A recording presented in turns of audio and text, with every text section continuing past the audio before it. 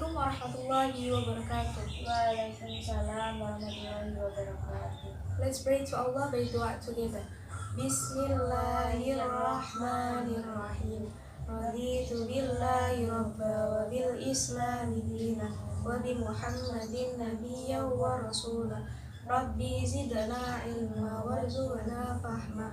Amin ya rabbal alamin. Sebelum melanjutkan, Ibu isi presensi dulu. Nurul Istiqomah. Bagaimana kabar kalian semuanya? Alhamdulillah baik. Ya, alhamdulillah. Semoga kita selalu dalam perlindungan Allah meskipun masa pandemi kali ini. Ibu akan mengulang sedikit materi kemarin tentang peran umat Islam dalam perjuangan kemerdekaan Indonesia. Ada 3 fase. Yang pertama adalah fase penjajahan. Tokohnya ada Pangeran Diponegoro, Tengku Umar, dan lain sebagainya. Yang kedua adalah fase kebangkitan nasional. Adanya organisasi-organisasi Islam. Ada Syarikat Islam, ada Muhammadiyah, ada Nahdlatul Ulama. Ada yang masih ingat tokoh dari Nahdlatul Ulama? Kiai Haji Hasyim Asy'ari. Iya, benar sekali.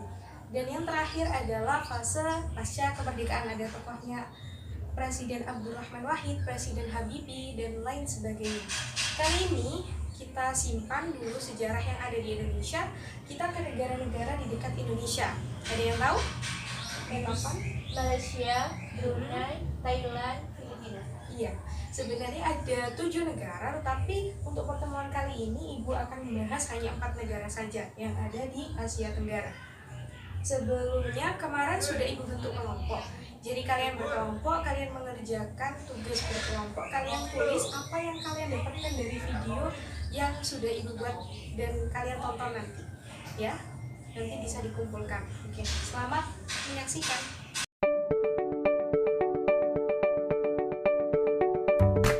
Malaysia. Berikut adalah biografi dari negara Malaysia.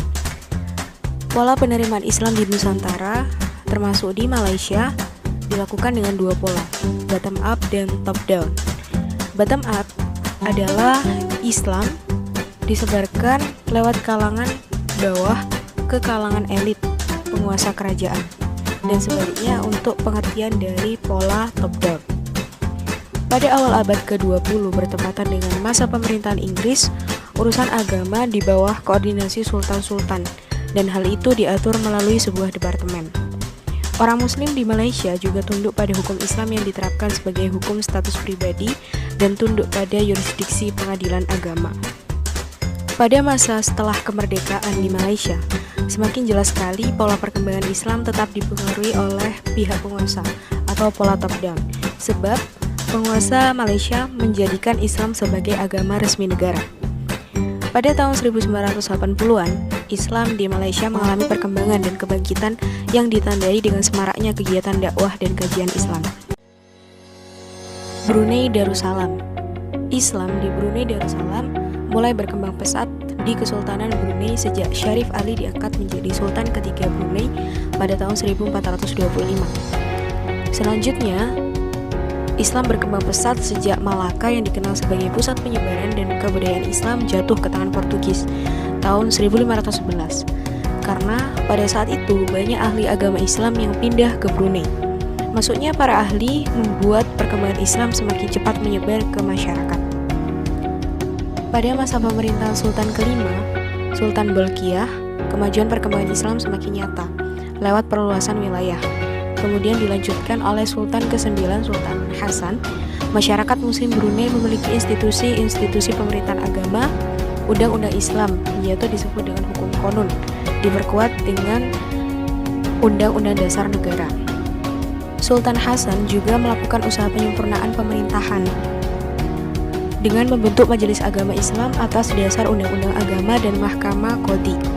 Pada tahun 1888 sampai 1983, Islam di Brunei Darussalam mengalami penurunan karena datangnya kekuasaan Inggris di Brunei Darussalam.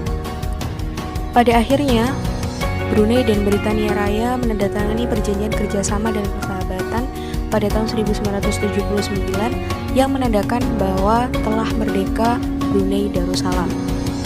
Brunei merdeka sebagai negara Islam di bawah pimpinan Sultan ke-29 yaitu Sultan Hasan al-Bolkiah Wa'izuddin wad-Daulah.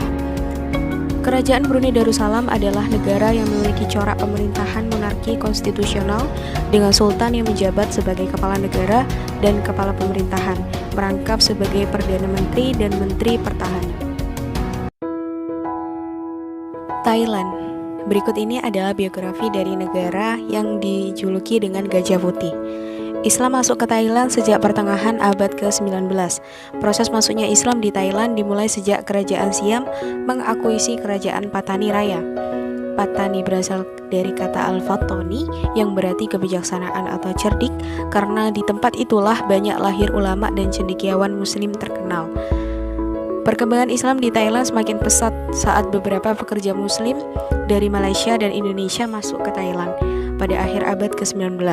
Saat itu mereka membantu kerajaan Thailand membangun beberapa kanal dan sistem perairan di Krung Thep, Manakon.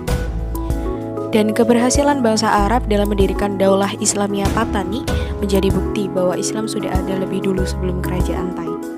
Proses pendidikan Islam di Thailand sudah mengalami perkembangan dan kemajuan. Hal itu bisa dilihat dari kegiatan yang diadakan oleh beberapa lembaga Islam seperti pengajian bapak-bapak dan ibu-ibu, TPA atau TKA, dan kajian mingguan mahasiswa.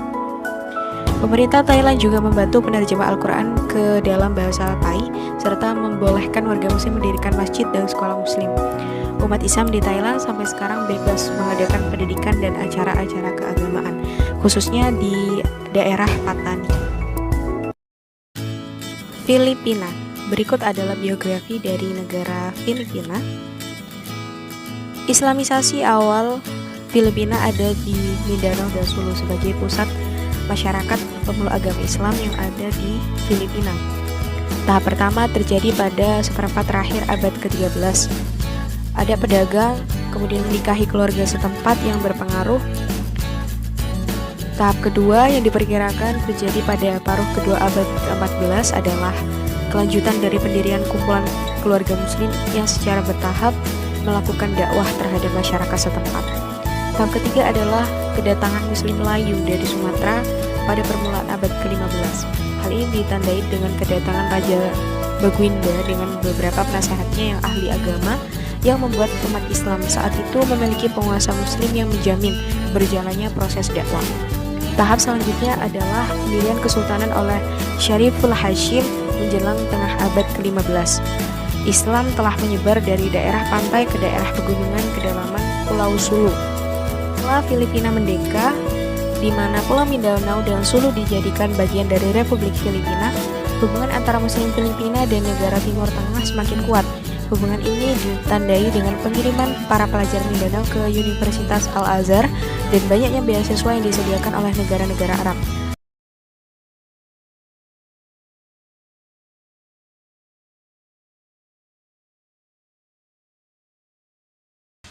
Ia bisa dikumpulkan tugasnya.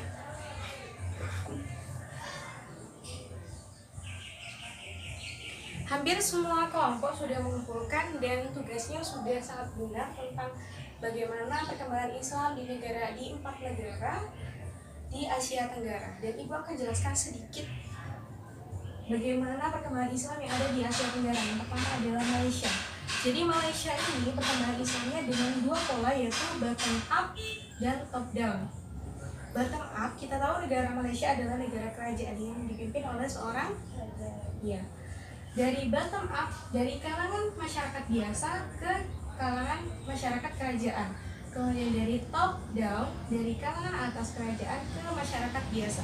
Dan kita tahu Malaysia adalah negara yang mayoritasnya adalah masyarakat muslim, sehingga mereka menguasai Malaysia hampir 53%. Dan mereka hidup berdampingan dengan masyarakat yang non-muslim dengan sangat baik karena mereka saling menghargai. Kita pindah ke Brunei Darussalam. Brunei Darussalam sedang pesat-pesatnya pada masa Sultan ketiga, yaitu Syarif Ali, dan ini masih ada runtutan nasab dari Nabi Muhammad SAW dari Hasan.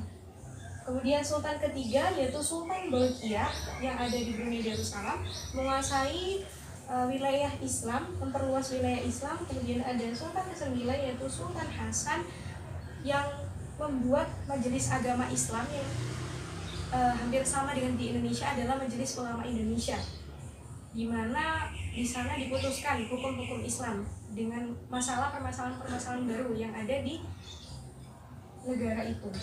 Dan sekarang Brunei Darussalam dipimpin oleh Sultan Hasan Muizzuddin Ad-Daulah.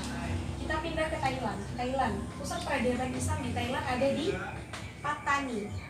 Pattani ini bisa kita lihat dalam sejarah, yaitu ada kerajaan Pattaya yang ada pada sejarah Arab, masih ada sejarah Arab di Pattani Raya.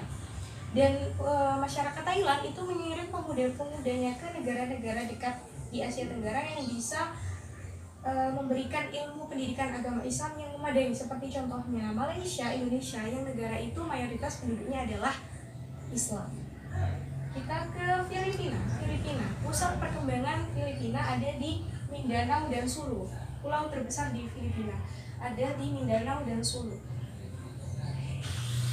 Di Filipina ini pemuda-pemudanya kebalikan dengan Thailand. Thailand dikirim masih di area Asia Tenggara. Kalau Filipina langsung di Timur Tengah, di Universitas Al-Azhar, Kairo.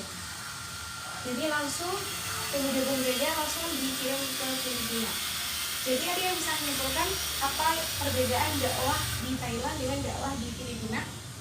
Kalau di Thailand mengirim pemuda-pemudinya ke Malaysia dan Indonesia. Kalau Filipina mengirim pemuda-pemudinya di Timur Tengah. Iya, dapat kita simpulkan bahwasanya Thailand pemudanya masih dikirim ke Asia Tenggara, masih di wilayahnya sendiri. Kalau di Filipina dakwahnya langsung ke Timur Tengah, di Arab sana. Kesimpulannya, perkembangan Islam di Asia Tenggara itu menganut 3 teori. Teori Cina, teori Gujarat, dan teori Arab. Yang mana karena di Asia Tenggara ini adalah banyak perairan, jadi antara kapal ke kapal. Hikmah apa yang bisa kita ambil dari pelajaran kita sekarang perkembangan Islam di Asia Tenggara, bahwa dakwah itu tidak mengenal tempat.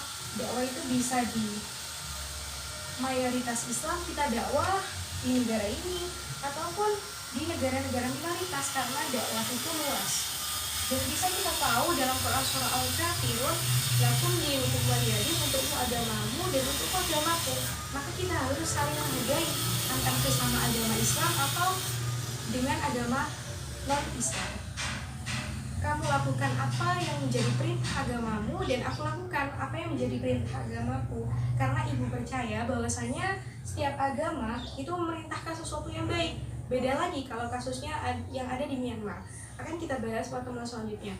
Itu di Myanmar, masyarakat beragama Buddha dengan masyarakat Islam itu saling bentrok karena ada rezim komunis di sana. Jadi agama di Myanmar yang Buddha itu sudah tidak murni karena sudah tercampuri oleh politik atau orang yang menginginkan keuntungan dari sesuatu di suatu negaranya itu sendiri.